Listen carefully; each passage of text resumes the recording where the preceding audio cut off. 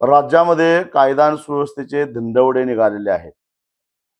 जर पोलीस अधिकारीच एका उच्च शिक्षित महिला डॉक्टरवर बलात्कार करत असतील, तर आता याच्यापेक्षा वाईट अवस्था काय होणार आहे? तेव्हा देवेंद्र फडणवीसांनी स्पष्ट करावं की महाराष्ट्रामध्ये कायदा आणि सुव्यवस्था आहे, तर की काय द्या आणि मग सुव्यवस्था घ्या अशी स्थिती आहे, ती एकदा स्पष्ट करावं. हा निर्लज्जपणाचा कळस झाला. आणि हे पोलीस अधिकारी एवढे माजलेच कसं? आणि यांच्यावर काय अंकुश आहे का नाही? गृह खातं फक्त बदल्यांचा बाजार करण्यासाठीच आहे का? आणि मग गृह खात्यामध्ये ज्यांना द्यायचं त्यांना बदल्यांचे पैसे द्यायचे आणि मग जे काय अन्याय करायचे ते खुशाल करायचं, अशी गृह खात्याची आहे का? हे सुद्धा गृह खातं गेली अनेक वर्ष सांभाळणाऱ्या देवेंद्र फडणवीसांनी स्पष्ट करावं. तक्रार देण्यासाठी आलेल्या महिलांना PSI डोळा मारायचा, त्यांची छेड काढायचा असा प्रकार देखील समोर आलेला आहे. काही महिलांनी देखील त्याबाबत समोर बोललेले आहे. म्हणूनच मी प्रश्न विचारतो देवेंद्र फडणवीसांना की एवढा माज या पोलिसांना कसा आला, पोलीस अधिकाऱ्यांना कसा आला? याच्या पाठीमागे कोण आहे? याचं कारण पोलीस अधिकाऱ्यांना असं वाटतं की पैसे फेकले की पाहिजे तिथं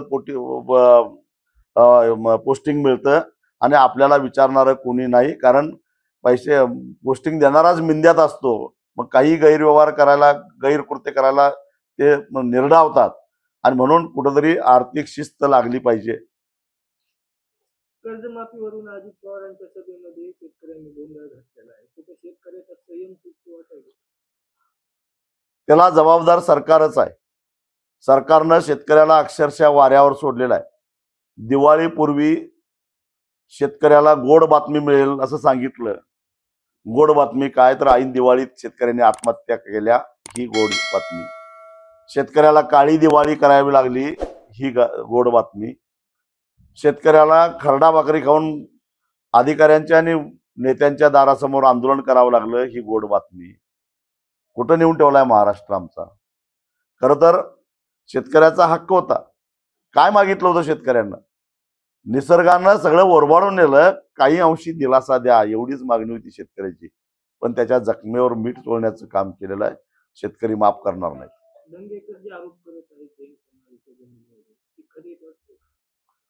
ही वस्तुस्थिती आहे. आणि पहिले सगळ्यात आधी मीच एक स्पष्ट केलेलं आहे की 230 कोटी रुपयाचा हा 3.5 एकराची ही जी जमीन आहे ती पुण्यातल्या मॉडेल कॉलनी सारख्या उच्चभ्रू वस्तीतली आहे, जिथं एखादा फ्लॅट घ्यायचा असेल तर 7 कोटी रुपये द्यावे लागतील, असं स्वतः कमीत कमी 7 कोटीचा फ्लॅट आम्ही विकणार आहोत असं गोखले कन्स्ट्रक्शनच सांगतंय. या 230 कोटी रुपयाच्या जमिनीमध्ये आम्ही 3000 कोटी रुपये कमावणार आहोत असंही गोखले कन्स्ट्रक्शनचे विशाल गोखले सांगतात. मग हे 230 कोटी रुपयाला ही जमीन विकली, ती संबंधित जे काही ट्रस्टी आहेत त्यांना भीती घालून विकत घेतली का? ब्लॅकमेल करून विकत घेतली का? त्या ट्रस्टीने आणि विकत घेणाऱ्यांनी संगनमत करून टेबला खालून काळ्या पैशाचा व्यवहार करून विकत घेतलं? हे स्पष्ट झालं पाहिजे.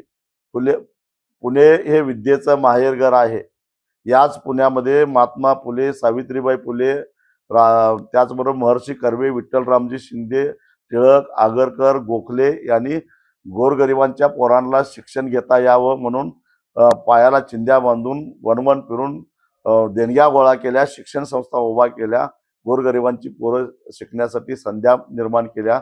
त्याच पुण्यामध्ये 1 जून पासून 200-250 विद्यार्थ्यांचं हे हॉस्टेल 1 जून पासून बंद आहे असा बोर्ड लावून ही हॉस्टेल जर का हडप करण्याचा प्रयत्न कुणी करत असेल तर राज्यकर्त्यांची काही जबाबदारी आहे का नाही, हा माझा राज्यकर्त्यांना सवाल आहे.